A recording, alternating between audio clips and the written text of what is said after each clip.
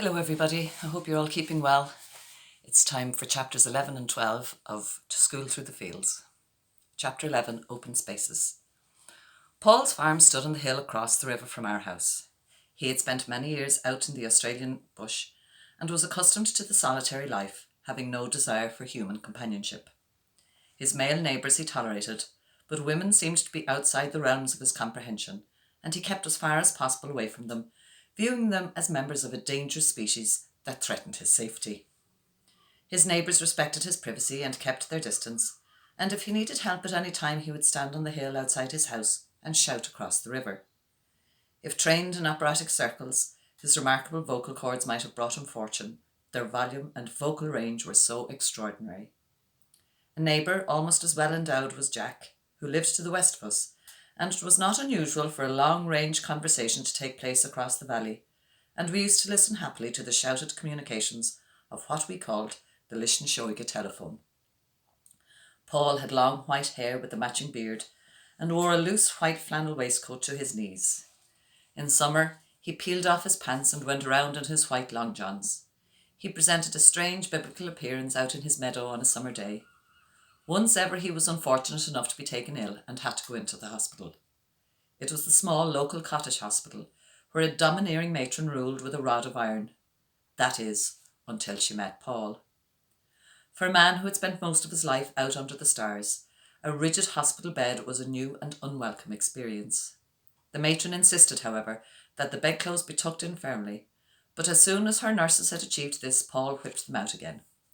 A battle of wits and words raged daily between Paul and this iron lady, who confirmed all his worst fears about women. Finally, one day the matron herself tucked in the bedclothes so rigidly that Paul was almost strapped to the bed. In a glorious fit of pure rage, he gave such a violent tug at the bedclothes that he turned the whole bed upside down. From underneath the bed poured a tirade of abusive language describing the matron in terms hitherto unheard. Paul won the battle, and his bedclothes hung freely from then on. A free Republican bed of defiance in a ward where absolute dictatorship was otherwise the rule of the day. Paul attended no Sunday services. His God was out in the fields with him, and as he did not think too much of his fellow human beings, he could not see how they could be of any assistance in getting him into heaven. Our saintly old parish priest accepted Paul's thinking, but he moved to another parish, and a new priest arrived who believed that conformity was the road to salvation. He rode a saddled horse and one day called on Paul. Without even showing him the courtesy of dismounting, this priest lectured him from his superior position in the saddle. Paul listened wordlessly, but when the priest hesitated in order to gauge the impact of his words, Paul raised the stout crop that he always carried and brought it down sharply on the horse's rump. The startled horse bolted out the gate and was halfway back to town before the priest succeeded in bringing him to a halt. He had discovered that Paul might send him to heaven a lot faster than he could get Paul there. Paul lived to a ripe old age, and despite his innate distrust of women, it was one of the dreaded species, in the person of a kind cousin, who cared for him lovingly at the end of his days.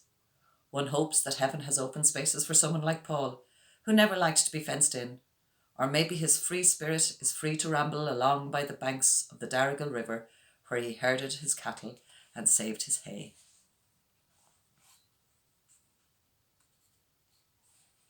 Chapter 12, Mrs. Casey. Mrs. Casey lived 2 fields away from our house. She had never heard of women's liberation, but she was herself a liberated woman. She was an integral part of our lives and attended our coming and going as she laid out the dead with dignity and love, and welcomed newborn babies with open arms. Babies at that time had the luxury of being born at home, where they were welcomed not alone by parents, but by grandparents, aunts, uncles, and caring neighbours. 8 generations of our family have lived in our house, and Mrs. Casey was present to welcome the first of the 7th generation when my parents' firstborn arrived. Waiting with my father on the night in question were my maternal grandmother and my uncles. But when the nurse finally brought the newborn son into the kitchen, it was Mrs. Casey who, with her great feeling for place and tradition, stretched out her arms and said, "Welcome to Lishnashoiga, James Nicholas." This was no wrist tag baby, whose name was as yet open to question. This was a child whose grandfather's name was waiting for him, and whose roots, in this very house stretched back through many years. After that first son, my parents had 5 daughters, which Mrs. Casey regarded as rather unfortunate. Baby girls she accepted but did not rejoice in. Then, on a cold January night, my younger brother Connie was born. Mrs. Casey had a healthy respect for the spirits of the dead, and the little people, as she called them. So, when my father called to her on his way into town for the nurse and the doctor, she lit a blessed candle, and holding it high above her head, she walked from her cottage to my mother's bedside with the candle still lighting. They came with me when I had the blessed candle, she told my mother. She had a strong, implicit faith. Once she was very ill just before Christmas, and the doctor told her to stay in bed. However, on Christmas morning, as she afterwards told my mother, I felt that I'd get up and go to Mass, so we tackled the black pony. When I went into the church, I went to the holy water and washed my face and hands in it, and the strength flowed back into me. She was her own faith healer. She held nothing in awe, only the spirits of the dead and the little people. She was convinced that the little people of the fort helped our family, but it was not within the power of man or animal to frighten her. Most women find rats a frightening sight, but when one made an unwelcome intrusion into her bedroom, she bundled him into a towel and choked him.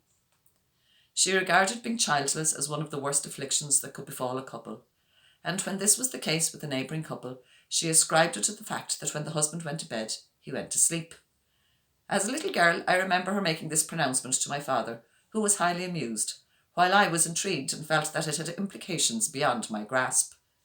She was very tolerant of the weakness of human nature, and if the first baby arrived ahead of schedule to a newly married couple, she'd always smile kindly and said, "Wasn't it great to have so much done before they got married?" She loved children and could see no wrong in them. If any one of us was in a sulk and my mother was trying to straighten us out, Mrs. Casey would say, "Don't cross them." That was her full philosophy where small children were concerned, and we still quote it. Mrs. Casey was a great believer in the natural order of things, and breastfed all her children whenever and wherever the necessity arose. She had great faith in marriage as a builder of character.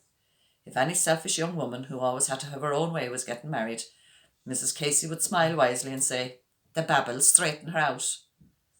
Or if the head of the family was very troublesome and aggressive, she would remark sagely, "His own will level him. It always takes your own to level you. The same bad blood is in the veins, you know." The dead she attended with loving reverence and a thoughtfulness all her own. When Mike, an old neighbour, died suddenly, Mrs. Casey did the needful. This old friend had always worn a hat, and when he was laid in the coffin, Mrs. Casey told my mother, "He looked so cold and not himself without his hat on, so I looked around and there was none of his own to be seen, but on the sideboard beside me was a small black hat. I put it on him and pulled it down over his ears, and he did look better and more like himself, so we closed the coffin on Mike with the hat on." As the hearse was moving out of the yard, his sister came looking for her hat. Mrs. Casey recalled afterwards, "I knew then that he'd be back. He had the hat and he'd come back for her." Strangely, the sister died within the week. Mrs. Casey worked hard all her life, both indoors and outdoors, and knew few luxuries. Every year she fattened 2 pigs in a baby Ford car parked in the garden of her cottage. They announced their hunger pangs by putting their heads out of the windows and squealing to be fed. When they were the right weight, she had them killed and salted and put into 2 timber barrels at the bottom of the kitchen. She loved her food and could eat large amounts of fat meat, but never suffered indigestion. Early in their married life, her husband made the mistake of praising his mother's cooking. As she told my father, "I took it from him for a while, but then one day I stood back and gave him a swipe of the kitog." She was left-handed and will always refer to her left hand as the kitog, almost as if it belonged to someone else. Any problem which she failed to settle amicably brought the kitog into action. Her husband was a dapper little man with a neat black moustache, and she always referred to him as "my Jack" or "my little man." He loved his porter, but was drunk after 2 pints. At a time when women seldom frequented pubs, Mrs. Casey always stood at the counter with the men to have her pint. Similarly, at the stations, the men usually had breakfast with the priests, while the women ate elsewhere, but Mrs. Casey never failed to seat herself at the priest's table, and often brought them to task about any matter in the parish which she felt was not in order. Every year she planted 14 drills of potatoes in one of our fields, and she dug them out of the spade, while Jack followed on, picking them into a bucket. It was a very long field with a rise at the top, and sometimes she would be gone over the rise and out of Jack's sight. If my father came in them, she would look back and say, "He's failing. My little man is failing." Then further back, Jack would say to my father, "I have to let her forge ahead, you know. She'd think that she was failing if she couldn't keep ahead of me." They had each other's measure and were very happy together. Mrs. Casey picked potatoes, cut turf, thinned turnips, and bound the corn. Cutting the corn took place in early autumn when my father, with 2 horses tackled to the mowing machine, usually started the work on a mellow September day.